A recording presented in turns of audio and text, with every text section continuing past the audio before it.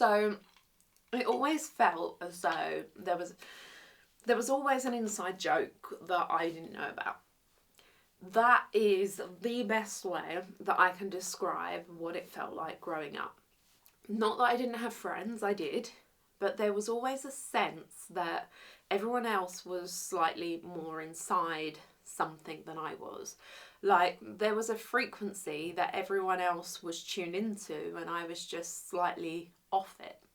Picking up on interference, hearing something but not quite the right thing. I would get hurt when a friend went to another friend's house and I wasn't invited. Not that I'd usually be able to go anyway, but that wasn't the point. The point was the feeling. That particular specific feeling of being on the outside, being left out of something that I couldn't name and couldn't find the door to. Even with teachers, even in a class, I always felt like the odd one. And the honest thing is, I probably wasn't. Probably not from the outside. I looked completely fine.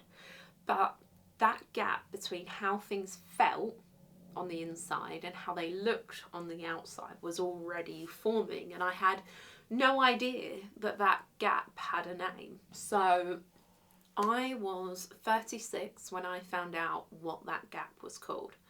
My diagnosis came through work. They fund neurodiversity assessments, which I know makes me incredibly lucky.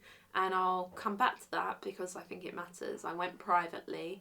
The process was actually really positively. It started with an initial survey, a bit like all of the online tests that I'd already been obsessively doing for months. And that came back saying that I didn't meet the criteria for autism, but I was eligible for an ADHD screening. So that's where we went next. The more detailed assessment involved filling in a really thorough questionnaire report myself, and then someone who knew me well, someone who'd known me for a long time, had to fill one in too. Writing about my personality, my traits, what I was good at, things that I struggled with, things that had been present across my life. My husband did that, and I think about what he must have written, all the things he watched me carry, all the things he'd seen and never had words for either.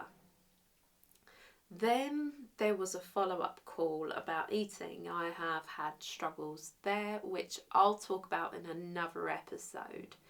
And then I went in for the actual appointment. The doctor was amazing, really compassionate. She asked me a lot of things about my childhood, about different experiences, about different things that I'd been through. I got quite tearful actually, which is also completely normal. And there was a lot to unpick. And at the end of it, she said, "You absolutely meet the criteria." And then she said something that I've thought about almost every day since. She said, "Just know that you're not broken. Your brain just works differently. And now it's about harnessing that. Not broken, just different. And now it's about harnessing that."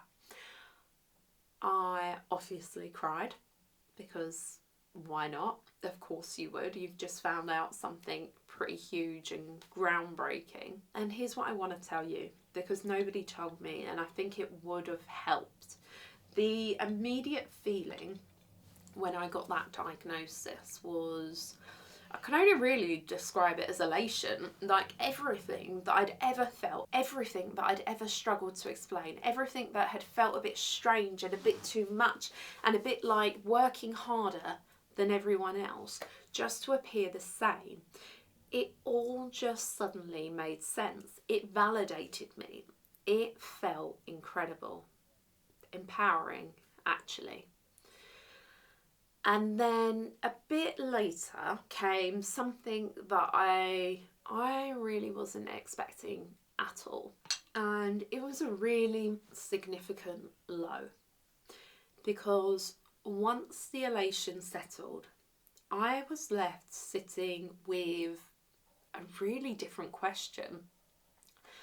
And the question was, okay, so what do I actually do with this? Because I've spent all these years programming myself this way. I've built this whole way of being, this whole way of functioning, this whole performance of myself around a brain that I didn't understand. And now I understand. So how do I fix it? How do I find what's actually me? And I wish I had the answer. But honestly, I'm still very much working through that. And actually, at the moment, I'm reading Ellie Middleton's book about masking at the moment. And if you haven't read it already, I really recommend it. It is really insightful. It's a really good read. But also, it's quite hard. But I'll link it down in the description and show notes just so you can have a little look. But the question underneath all of this is, what is my actual identity? And what is this persona that I have created to fit in? It's quite scary. Like, what's genuinely me and what have I actually built because I felt like I had to? And I don't have a neat answer to that yet. I'm not sure that there is one. If you found one, please let me know. Now, people have asked if I'm angry about 30 odd years without knowing about the cost of it as well. And I think for some people that can be really true. But the actual honest answer is not really. I do sometimes feel disappointed. I feel a bit of a sadness for a younger version of me who was working twice as hard as she needed to just to fit in and didn't know why. But anger, no. And I think it's because I know genuinely that I would have been a hard catch. I wasn't the disruptive child. I wasn't the one the teachers were worried about in a way that tends to get referred. I was an introvert. I held everything in. The chaos was completely internal, invisible to anyone looking from the outside. And I think that's one of the reasons why ADHD in girls and women does get missed so consistently. We're often the ones sitting quietly and crumbling silently, and the system isn't designed to look after us. I think girls in particular, from what I'm seeing, tend to somehow develop this amazing ability to mask. And I'm not saying boys don't as well, they absolutely do, but I'm talking just from my experience. So no, I can't be angry. I've achieved things that I am so proud of. I have a family that I love. I have work that matters to me. It's cost me. I know it's definitely cost me, but I'm still here. And now I know, and knowing changes things, even if it doesn't change everything. So I told my husband first and my children, the small, close circle of people who, some of which will feature in this podcast. People who already talk about neurodiversity in the way that I talk about it, which is honesty and constantly, and are also wanting changes. But outside that circle, I have really struggled, and I still struggle a little, if I'm honest, because I haven't fully come to terms with it myself yet, and it's hard to tell someone something that you're still making sense of.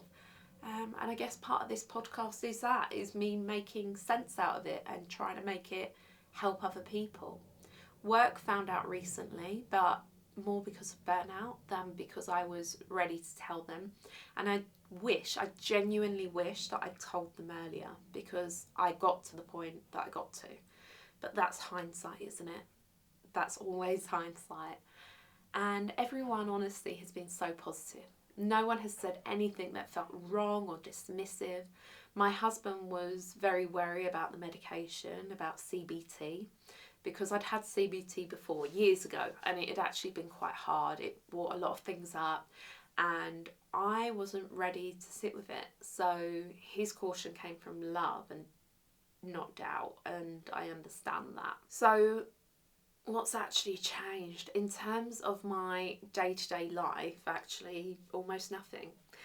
And I think that probably surprises people. I'm on medication. I'm in the titration phase at the moment and then still trying to find the right dose. I'm also doing CBT for the intrusive thoughts, and those things are helping gradually. But the world, it still looks the same. I still have the same brain. I still feel the same hyper focus and the crash. I still have days where I cannot get into anything, where the guilt about not being productive sits heavy, and I have to actively remind myself that it's a symptom, not a character flaw. But the guilt about those days, that's something I am really, really working on, because for 36 years I didn't know those days had an explanation. I just thought I was failing, and unlearning that, actually genuinely unlearning that, is slower than the diagnosis was. It's slower than the prescription was, and it might be the work of a lifetime if I'm perfectly honest. But I'm in it and I know more than I did. And knowing, even when it doesn't fix everything, is something. So if you've been recently diagnosed, or you're sitting in that strange place in between where you're almost knowing, almost recognising yourself in things that you're reading and watching and listening, I just want to say the elation and the low are both real. You're allowed to feel both at the same time. You don't have to land anywhere perfectly. You're not broken. That's what keeps coming back to me. You're not broken. You're just figuring out what parts are you and what parts wear the armour. And that takes time. So be patient with yourself. Now, come and find us in the community. There's a link in the description. The Facebook group is a great place to land when you're working through all of this. And if any of this landed for you, if you recognise yourself in it or someone you love, I genuinely love to hear from you.